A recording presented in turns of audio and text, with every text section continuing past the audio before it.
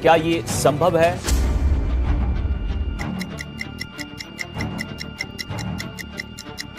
एक ऐसा ही सवाल उठ खड़ा हुआ है टोंक के गांव में, जहां 10 साल के बालक का दावा है कि पिछले जन्म में वो आमेर का राजा मानसिंह था।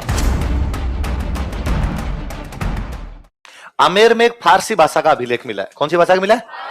उसके अंदर लिखा हुआ है कि भगवंत दास का पुत्र था। किसका पुत्र था? वरना क्या है, मैं कंफ्यूजन किया। कंफ्यूजन ये है कि खूब सारी जगह पे लिखा जाता है कि इसके पिताजी का नाम था भगवान दास। क्या नाम था? तो हिस्ट्री बड़ी कंफ्यूज हुई कि यार भगवान दास था, भगवान दास था, क्या दोनों अलग अलग आदमी थे या एक ही आदमी के दो नाम है? और यदि अलग अलग है दोनों का क्या रोल है? पर वो अभिलेख साफ साफ ही कह देता है कि नहीं, भगवंत दास ही था बंदे का नाम और भगवंत दास का ही बेटा था। तो आपको भी कभी कोई पूछे कि यार तुम हिस्ट्री पढ़ते हो, लोग बताओ देखिए भगवान दास था, भगवान दास, आपको भले कोई होगा, आमेर वाला अभिलेख साफ साफ उसको क्या कहता है? भगवान दास। तो आपने क्या मान लेना चाहिए? भगवान दास का पुत्र था। इस अभिलेख में कछवाहों को कहा गया रघुवंश तिलक। क्या कहा गया? तो कोई पूछे कछवाहों को रघुवंश तिलक कौन से अभिलेख में कहा गया? तो 1589 में भगवान दास की डेथ होती है, तब ये बाहर था कहीं। 1590 के अंदर ये यहाँ पर राजा बनता है, वैलेंटाइन डे के दिन, 14 फरवरी 1509। और जब ये राजा बनता है, राजा बनते अकबर इसको 5000 का मनसबदार बनाता है। कितने का मनसबदार बनाता? कितने का मनसबदार बनाया गया? फिर मैंने दिन बात बताई थी, 1605 में अकबर मृत्यु शैया पर पड़ा हुआ है, मरने वाला है अकबर, और अकबर ने मानसिंह को कहा था कि अगला राजा बनाना है खुसरो। किसको बनाना है? और जहांगीर अकबर के जाके पैर पकड़ लेता कि पिताजी ऐसे मत करो, मैं वैसे दारू पी पी के मर जाऊंगा, मेरे बाद कौन बनेगा? खुसरो, लेकिन जब तक जीवता हूं तब तक मुझे क्या बना दो? राजा। और अकबर ने मानसिंह को बुला कहा कि मानसिंह डिसीजन थोड़ा चेंज है, खुसरो को नहीं बनाना, किसको बनाना है? और मानसिंह ने कहा हालात बदल दिए, जज्बात बदल दिए, ये क्या मतलब हुआ? अब हम खुसरो की तैयारी कर चुके हैं, अब हम किसको बनाएंगे? और तब अकबर ने मानसिंह का हाथ पकड़ा, जहांगीर का हाथ उसके हाथ में दिया कि प्लीज मानसिंह, जहांगीर को बनाना तो 7000 का मनसबदार है। कितने का है? तो कब बनाया 7000 का मनसबदार? 1605 में। कब बनाया? तो आरपीसी ने पूछा एक बात कि कब बनाया गया? 1605, ताकि याद रहे टावरों को, मरते मरते बना के गया था, जीवन काल में नहीं बनाया था उस आदमी। अकबर को खूब कॉन्फिडेंस था। अकबर ने इसको काबुल भेजा था, अकबर ने फिर उसको बिहार भेजा था, अकबर ने इसको बंगाल भेजा था। कहां कहां भेजा बताओ? काबुल, बिहार, बंगाल। कहां कहां पे? 5 साल अकबर ने उधर ही रखा, इसको बाउंड्री पे रखा। क्यों था? देखो काबुल क्यों भेज दिया, थी दूर क्यों भेज दिया? मैंने बताया कि अकबर के परिवार वाले जो है नाम क्या क्या लगाते हैं? मिर्जा। वहां एक अकबर का को सौतेला भाई है, उसका नाम है मिर्जा हकीम। क्या नाम था? मिर्जा हकीम। अच्छा, अकबर क्या था? थोड़ा लिबरल हो गया था, हिंदुओं को भी सेनापति बना रहा है, और कोई हिंदू जो कोई पंडित जी है उनसे भी मुलाकात कर लेता है, बातचीत कर लेता है, वेदों वगैरह की बातचीत भी पूछ लेता है। जो कट्टर मौलवी टाइप के लोग थे, उन्होंने कहा कि अकबर तो हिंदू बन गया, अकबर काफिर हो गया और अकबर को अब राज करने का कोई भी अधिकार, और उन्होंने इस मिर्जा हकीम को चढ़ा दिया। मिर्जा हकीम काबुल रहता था कि मिर्जा हकीम बादशाह तू बन, असली मुसलमान तू है। अकबर अब मुसलमान बचा ही नहीं, और मिर्जा हकीम ने खुद को काबुल में क्या घोषित कर दिया? बस। और उसने कहा मैं दिल्ली पे कब्जा करूंगा, और ये वहां से रवाना हो गया। तो अकबर को लगा कि ये कहीं आगे आ गया तो एक कट्टर टाइप के लोग और इसके साथ में जाएंगे और अपना तख्ता पलट करेंगे, इसको वहीं रोका जाए। तो अकबर ने मानसिंह को भेजा कि मानसिंह जा और मिर्जा हकीम को रोक। अकबर ने मानसिंह गया, मानसिंह जाके मिर्जा हकीम को इतना कूटा, ये भाग ही गया।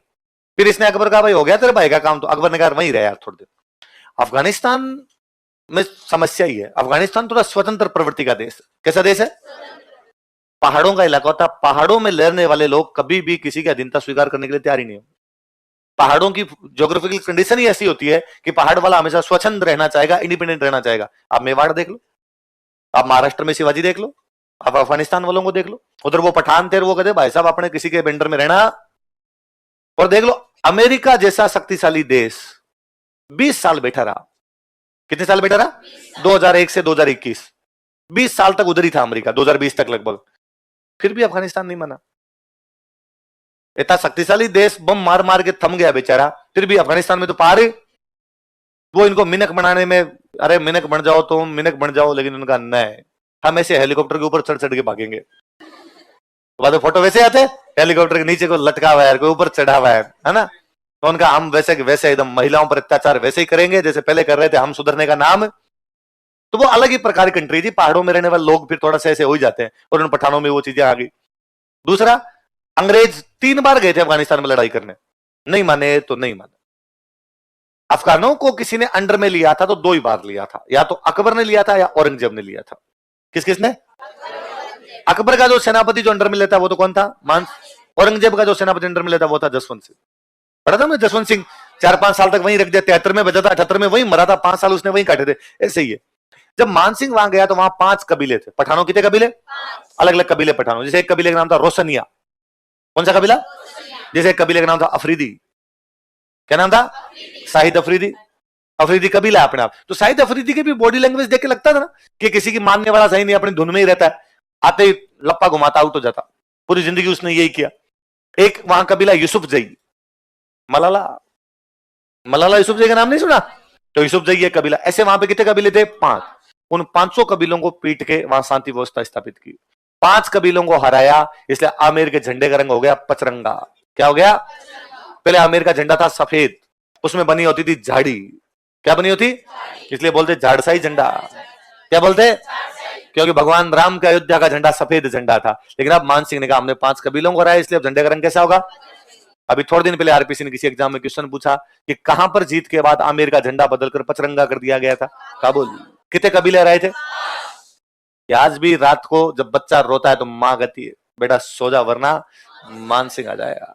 मात सुनावे बालगान खोफनाक रणगाथ, काबुल भूली नहीं है जैन बखंडो बे हाथ।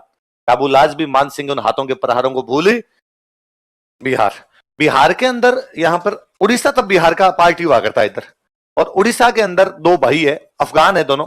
एक का नाम है नासिर खां और एक का नाम है कतलू खां। कौन कौन 2 भाई है बताओ देखे?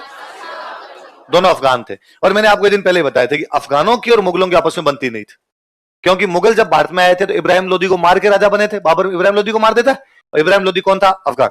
इसके बाद अफगानों को जब मौका मिलता वो मुगलों के खिलाफ लड़ते। अफगान था शेरशाह सूरी, हुमायूं को भगा देता। अफगान था हाकिम खान सूर, महाराणा प्रताप के साथ लड़ा। अफगान था आपका हसन खान इधर, या महमूद लोदी, सॉरी महमूद लोदी, वो किसके साथ लड़ गए? आपके सांगा। तो अफगान हमेशा किसके खिलाफ लड़ते? मुगलों के खिलाफ रहते थे। यहां पर 2 अफगान, इनका नाम क्या है? नासिर खान, कतलू। ये अपने उड़ीसा में एक जगह है पुरी। कौन सी है? और पुरी में मंदिर है जगन्नाथ।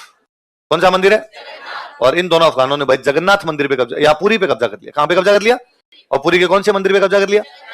तो जगन्नाथ मंदिर पे कब्जा किया। तो पता चला कि अफगान जगन्नाथ मंदिर को तोड़ने वाले हैं। तो मान सिंह हाथों हाथ पुरी जाता है,